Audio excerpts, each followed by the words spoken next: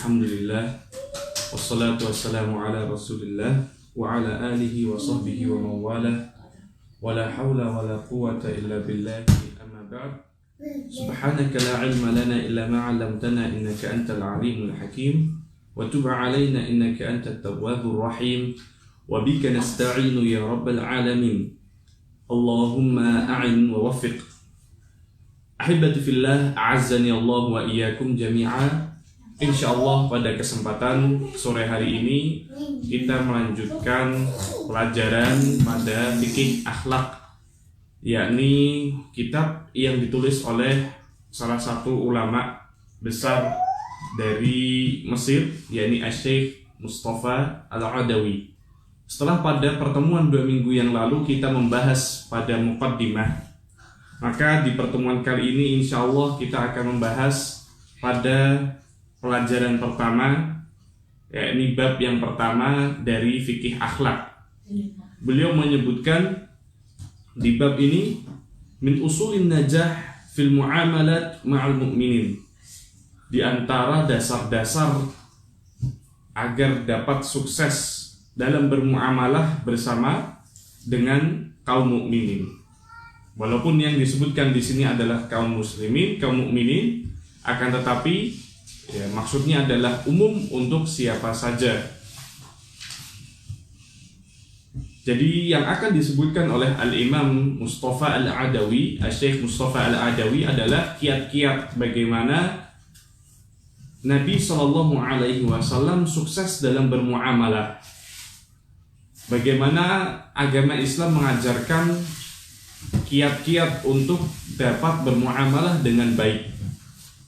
Beliau mengatakan muraqabatullahi azza wa jalla wal amalu bibtigha wajhihi subhanahu wa ta'ala.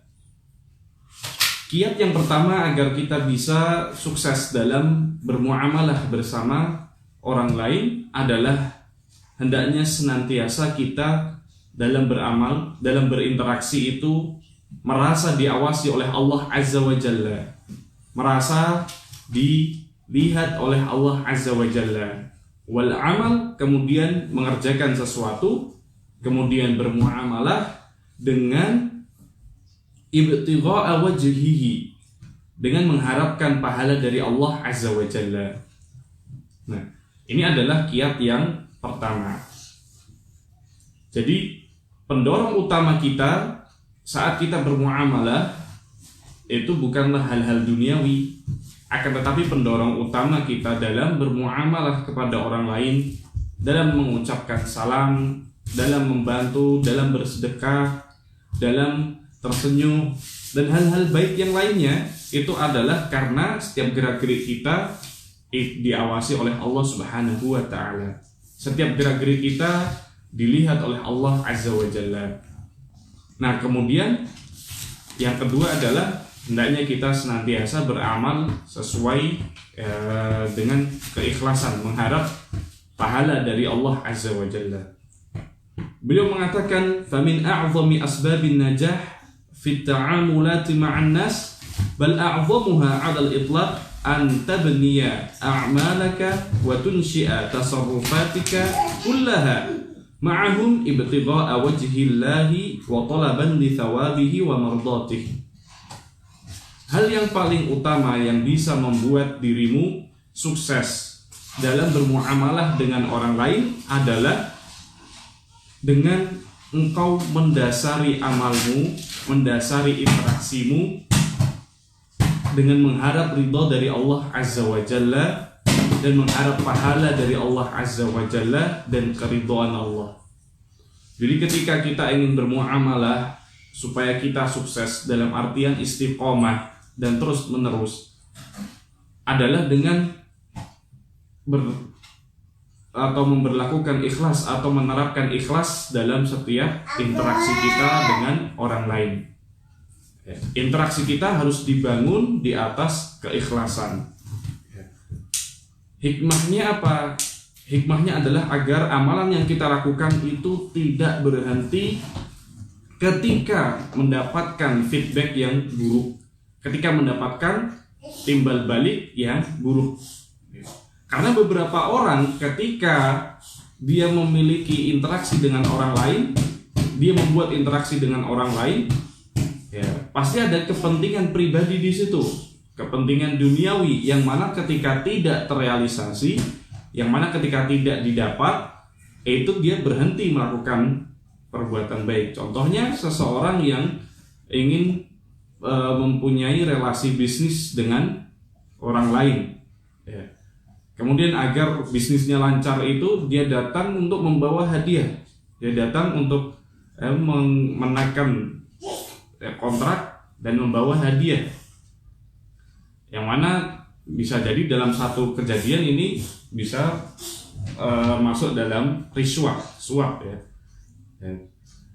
Atau seseorang berkunjung ke orang lain, ke temannya, ke saudaranya, dengan niatan agar dia dibantu atau dikenalkan pada orang yang memiliki kepentingan atau orang yang memiliki jabatan yang besar.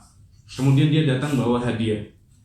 Ketika tujuannya seperti itu, saat orang yang didatangi tidak memberikan apa yang dia inginkan, maka pada keesokan harinya dia tidak akan memberi lagi.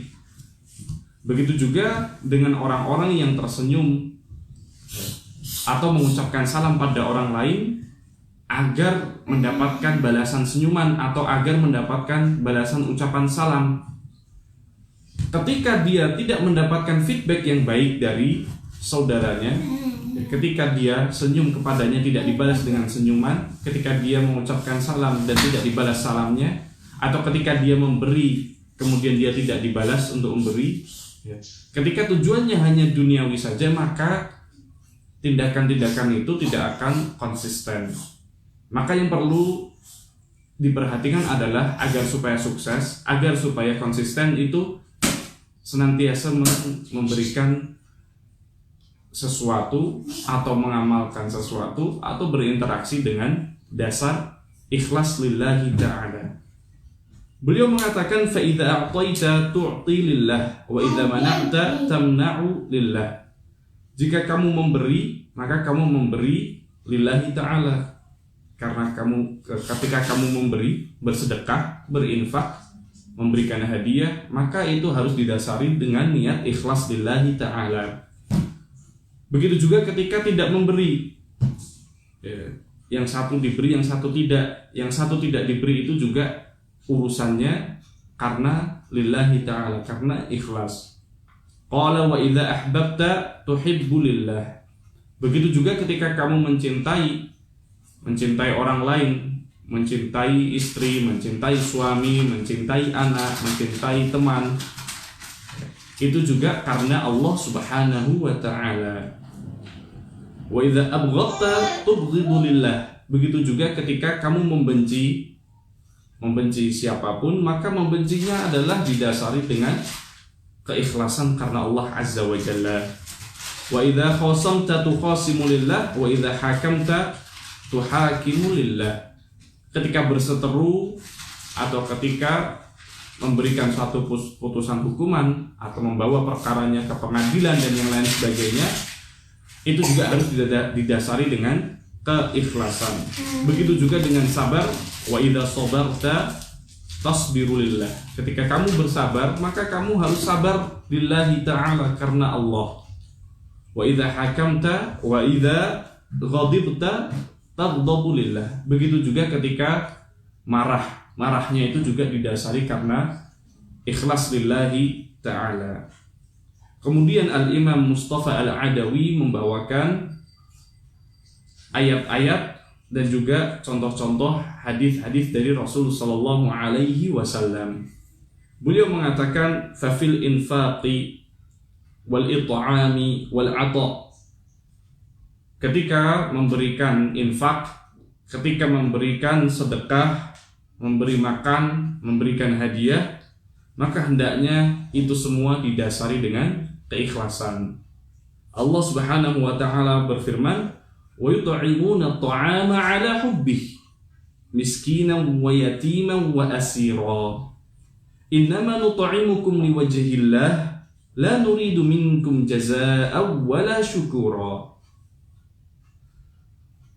Allah Subhanahu wa taala memberikan deskripsi tentang orang-orang yang masuk surga di surah Al-Insan ayat yang ke-8 dan ayat yang ke-9. Mereka memberikan makanan, memberikan sedekah ala hubbih, didasari dengan rasa suka sedekah dari diri mereka. Kepada siapa? Kepada orang miskin, kepada orang yatim, dan para tawanan. Jadi mereka yut'imuna ta'am ala hubbihi. Mereka memberikan makanan didasari dengan rasa suka. Maksud didasari dengan rasa suka ini menurut para ulama ahli tafsir ada dua. Mereka memberikan makanan dari harta yang mereka sukai. Dan ini adalah puncak ketakwaan. Sebagaimana sabda firman Allah Azza wa Jalla, "Lan tanalul birra hatta tunfiqu mimma tuhibbun." Kalian tidak akan bisa mencapai puncak kebaikan sampai kalian memberikan apa yang kalian cintai kepada orang lain. Nah, makna yang kedua, wa yut'imuna ta'ama 'ala hubbihi, maksudnya adalah dia gemar memberikan makanan, dia gemar untuk bersedekah kepada orang lain. Nah, bagaimana sifat sedekah mereka? Innama nut'imukum liwajhillah. Orang-orang ini yang masuk surga karena gemar bersedekah, mereka memiliki satu alasan yang membuat mereka gemar bersedekah. Nut'imukum liwajhillah, dan didahului dengan kata innama yang memiliki arti hanyalah. Jadi artinya kami memberikan makanan kepada kalian, kami bersedekah kepada kalian, tidak ada tujuan yang lain. Kami hanya ingin mendapatkan pahala dari Allah Subhanahu wa ta'ala. Kemudian Allah mengatakan, menceritakan tentang kondisi mereka, la nuridu minkum jazaan wala syukura. Kami tidak membutuhkan balasan dari kalian dan juga tidak membutuhkan ucapan terima kasih. Ini adalah keikhlasan. Orang yang seperti ini akan tumbuh dalam diri mereka rasa cinta untuk bersedekah, yang membuat mereka gemar untuk memberi, gemar untuk bersedekah. Kenapa? Karena tujuan mereka bersedekah adalah mendapatkan pahala dan ridha dari Allah, yang mana itu tidak akan ada habisnya. Akan tetapi apabila seseorang itu memberikan makan, berinfak, bersedekah dengan tujuan duniawi, seperti mendapatkan relasi bisnis atau mendapatkan kesempatan dalam urusan dunianya, seperti meminang putrinya, atau supaya diakui sebagai orang yang baik, supaya diakui sebagai orang kaya yang suka bersedekah, maka ketika dia tidak mendapatkan itu semua, dia akan berhenti. Dia akan berhenti melakukan kebaikan tadi. Dia akan berhenti untuk bersedekah. Nah, yang seperti ini tidaklah dikatakan sukses dalam bermuamalah. Orang yang sukses dalam bermuamalah, dia adalah orang yang istiqomah, adalah orang yang konsisten dalam beramal baik, dalam berinteraksi, yang mana itu akan Allah Subhanahu wa ta'ala buat dia istiqomah di dunia dan akan mendapatkan pahalanya di akhirat. Kemudian beliau menyebutkan wa kadzalika fis sabri ala adan nas. Ini diantara poin pentingnya, ketika engkau bersabar, maka engkau bersabar karena Allah Azza wa Jalla, bukan karena sudah tidak ada jalan lagi, bukan karena penyakit, bukan karena kesehatan. Akan tapi ketika seseorang itu bersabar karena Allah Azza wa Jalla. Kondisinya seperti ini. Ketika seseorang itu diganggu oleh saudaranya dan dia tidak bisa membalas atau tidak mungkin baginya melaporkan pada pihak yang berwajib, maka yang harus dia lakukan adalah bersabar. Nah, sabarnya di sini harus dilandasi dengan keikhlasan. Sabar karena Allah Azza wa Jalla. bukan bersabar karena sudah tidak ada jalan lagi. Mau gimana lagi, saya harus bersabar. Tidak seperti itu. Begitu juga ketika seorang istri yang selalu dizalimi oleh suaminya, atau sebaliknya seorang suami yang selalu dizalimi oleh istrinya. Hendaknya dia bersabar, dan sabarnya itu harus didasari dengan keikhlasan kepada Allah Azza wa Jalla. Karena apa? Karena kesabaran yang didasari dengan keikhlasan itu tidak memiliki batas. Kesabaran seperti itu tidak akan ada habisnya. Akan tetapi ketika seseorang itu bersabar karena tidak memiliki jalan lain, nanti ketika dia sudah menemukan jalannya, kesabarannya akan habis. Nah, ketika kesabarannya sudah habis, maka dia bisa marah. Kemudian marah itu membawanya kepada perbuatan-perbuatan yang tidak dibenarkan oleh syariat. Kemudian beliau membawakan satu ayat, walladzina sabaru ibtigha'a wajhi rabbihim wa aqamus shalah wa anfaqu mimma razaqnahum sirran wa 'alaniyah wa yadra'una bil hasanati sayyi'ah ulaika lahum 'uqbad dar.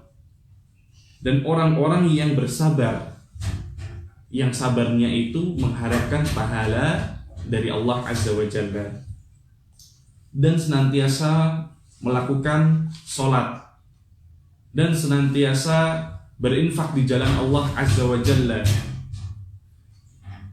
baik dalam keadaan terang-terangan maupun secara sembunyi-sembunyi. Bersedekah secara terang-terangan maupun sembunyi-sembunyi. Jadi ketika ada orang bersedekah terang-terangan, atau mungkin dia rekam melalui video, ya, kita tidak boleh mengatakan bahwa orang itu tidak ikhlas. Kita tidak mengetahui apa yang ada di dalam hatinya. Ya, itu adalah bentuk sedekah dalam bentuk sedekah, itu adalah bentuk sedekah di kondisi terang-terangan. Ya. Kemudian mereka mencegah keburukan dengan melakukan kebaikan. Mereka itu, yakni orang yang bersabar karena Allah, melakukan sholat, berinfak, bersedekah, baik dalam keadaan sembunyi atau terang-terangan, diam-diam atau terang-terangan, ya, dan senantiasa mereka mencegah keburukan dengan mengerjakan kebaikan. Mereka itu adalah orang-orang yang akan mendapatkan kebaikan di akhirat, yang akan mendapatkan pahala dari Allah berupa surga di akhirat. Nah, kemudian di situ penulis menyebutkan potret-potret mengamalkan sesuatu ikhlas lillahi ta'ala. Ini semua karena apa? Ini semua supaya apa? Beliau mengatakan hatta la tandam, supaya kita tidak menyesal atas perbuatan baik yang telah kita lakukan. Ya. Kenapa demikian? Kenapa agar kita tidak menyesal? Karena beliau menyebutkan di sini, ya, fatabai'un nas wa sajayahum takhtalif. Tabiat manusia dan sikap mereka itu berbeda-beda. Wa in kanu min ahlil Islam, walaupun mereka adalah orang Islam. Terlebih lagi ya, walaupun mereka adalah orang-orang yang menggunakan kata ana, antum, syukron, afwan, ya, jazakallahu khairan wa iyyakum, tetap saja sifat mereka berbeda-beda. Katsirun minhum lam yata'addab bi adabil Islam wa lam yatakhallaq bi akhlaqil muslimin. Masih banyak dari mereka kaum muslimin yang mana mereka itu tidak beradab sesuai dengan adabnya agama Islam, dan tidak berakhlak sesuai dengan layaknya akhlaknya kaum muslimin. Masih banyak. Contohnya banyak sekali. Di sekitaran antum itu banyak. Ya. Apalagi yang menggunakan kata anak antum. Ya. Seharusnya mereka lebih beradab, akan tetapi ya namanya sifat manusia berbeda-beda. Banyak dari mereka yang tidak beradab dengan adab kaum muslimin dan berakhlak selayaknya kaum muslimin.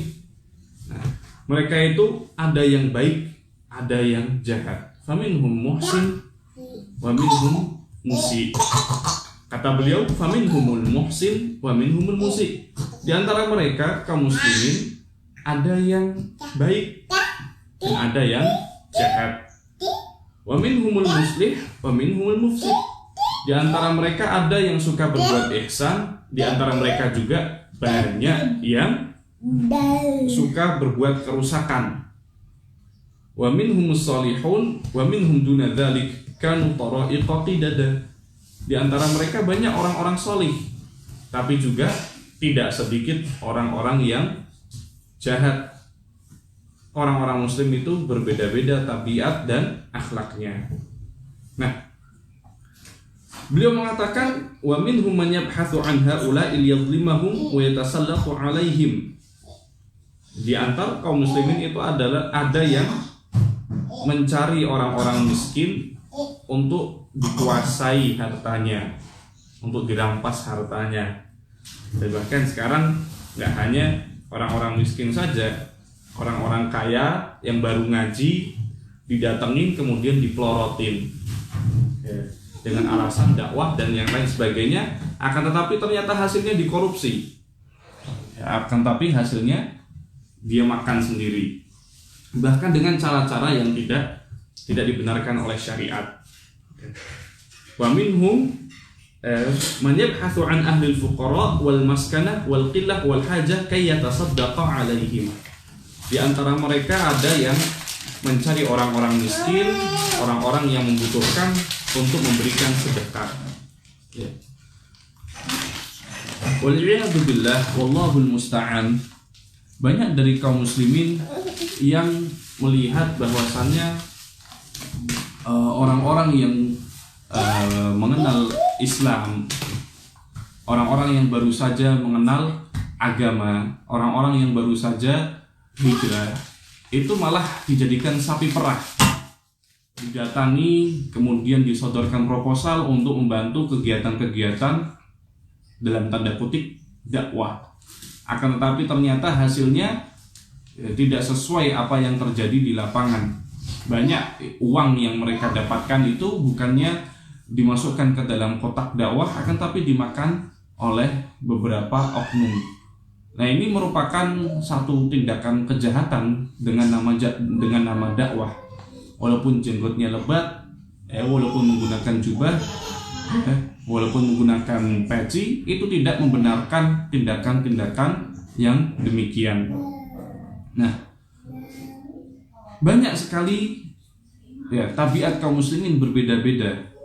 Nah, maka yang harus kita lakukan adalah dalam bermuamalah dengan mereka itu senantiasa ikhlas lillahi ta'ala. Ada yang kita beri kemudian bersyukur kepada Allah dan mengucapkan terima kasih kepada kita. Ada yang ketika kita beri malah mencela kita, itu banyak juga. Ada orang-orang yang mana ketika kita bantu, mereka membalas bantuan kita dengan yang lebih baik. Banyak juga di antara mereka yang ketika kita bantu malah mereka menjelek-jelekkan bantuan kita. Nah, hal yang seperti ini akan membuat kita kaget dan kecewa ketika kita tidak mendapatkan apa yang kita harapkan sebelumnya. Kita mengharapkan kebaikan dari mereka, kita mengharapkan ucapan terima kasih. Ketika ini tidak kita dapatkan, maka kita akan berhenti melakukan kebaikan. Nanti cara kita bersosialisasi dengannya menjadi buruk. Oh, si fulan tuh saya ucapkan salam kepadanya, saya sapa, tapi dia tidak balik menyapa saya. Ya sudah, besok saya tidak usah menyapanya saja. Oh, si fulan itu saya bertemu kemudian saya melemparkan senyum kepadanya, tapi dia malah bersengut kepada saya. Kalau begitu besok saya tidak mengucapkan salam dan tidak tersenyum padanya. Oh, si fulan saya sudah begini dan begitu, ternyata saya tidak diberi balasan.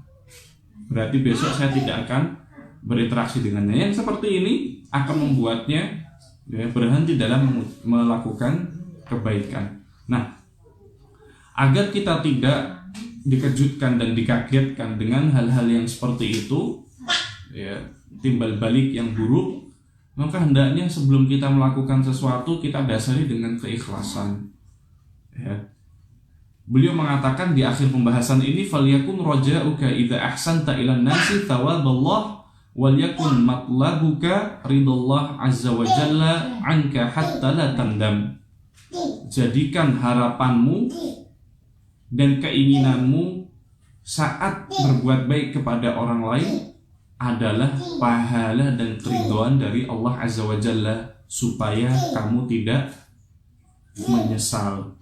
Wa hatta la tufaja bima la yasuruka min tasarrufati haula'il bashar.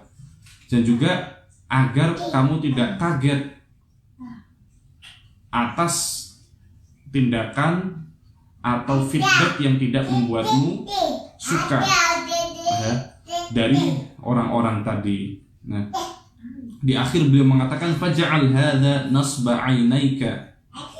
Jadikan keikhlasan ini dalam berinteraksi dengan orang lain selalu di depan matamu, yakni ya, harus selalu kita ingat-ingat sebelum kita melakukan sesuatu. Nah, wallahu ta'ala a'lamu bishawab. Ini yang bisa kita sampaikan pada pertemuan sore hari ini mengenai fikih akhlak yang ditulis oleh Asy-Syaikh Mustafa Al-Adawi dari Mesir. Ya, judul bukunya adalah Fiqhul Akhlaq wal Muamalat ma'al Mu'minin. Fikih akhlak dan muamalah, yakni interaksi dengan kaum mukminin. Kitab ini bisa dibeli di toko-toko buku terdekat, ya, bahkan di pasar raya pun juga ada. Covernya warna biru, cetakan Christie Press. Itu kurang lebih harganya 75.000. Wallahu a'lam kalau lebih atau kurang, lebih murah atau lebih mahal. Covernya warnanya biru. Ya, tulisan fikih akhlak warna emas atau warna kuning. Itu merupakan buku yang sangat recommended untuk dikoleksi dan juga dipelajari, dan juga bahasa terjemahannya menurut saya mudah untuk dipahami. Sekian, wabillahi taufiq wal hidayah, wa sallallahu ala nabiyyina Muhammad wa ala alihi wa sahbihi wa sallama tasliman katsira. Wassalamu alaikum warahmatullahi wabarakatuh.